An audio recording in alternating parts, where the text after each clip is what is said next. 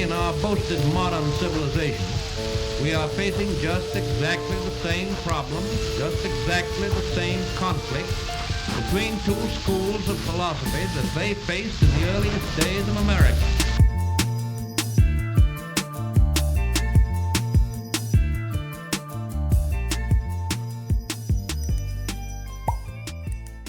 By this point, you've probably heard both sides of the story. Gen Xers claim that millennials are careless, whiny, and self-centered, while on the other end of the aisle, millennials claim Gen Xers set up an economy for the most wealthy, learning and creating an American dream that only exists, well, in our dreams. And while qualities and policies can often define reasons and outcomes, they do nothing to understand and address the underlying trends leading to a $40,000 decrease in net worth for 18 to 30-year-olds when compared to similar demographics just 20 years ago. Something to note, however, is that many young people today just aren't chasing Bill Gates status like they were just 20 years ago.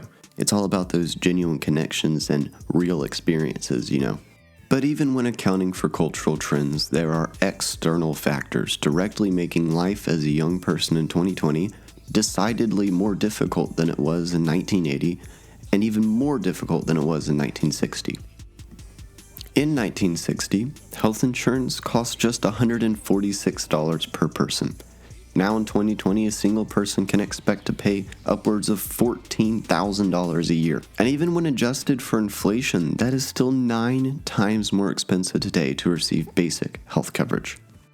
In just 40 years since 1980, the price of an American undergraduate degree skyrocketed by more than 213% when accounting for inflation. Essentially, a tripling of yearly tuition from roughly $3,000 a year to $10,000 a year in 2020 money. Raising a family is also beginning to be markedly different than it was in the 80s.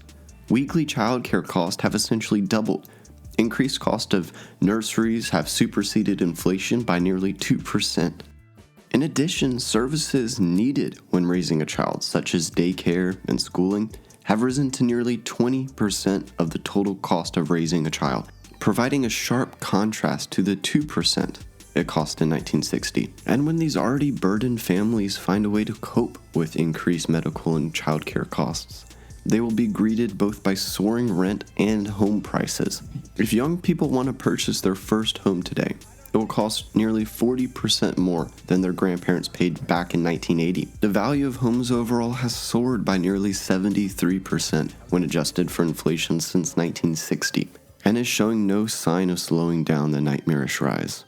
And rentals, to be honest, don't offer much relief either, offering prospective tenants an increase of $1,000 a month when adjusted for inflation since 1960, from $600 a month to $1,600. Honestly, it's never been easy to be a young person. From having to create a career essentially from thin air, to lacking the experience and guidance to give vision to the more difficult situations in life.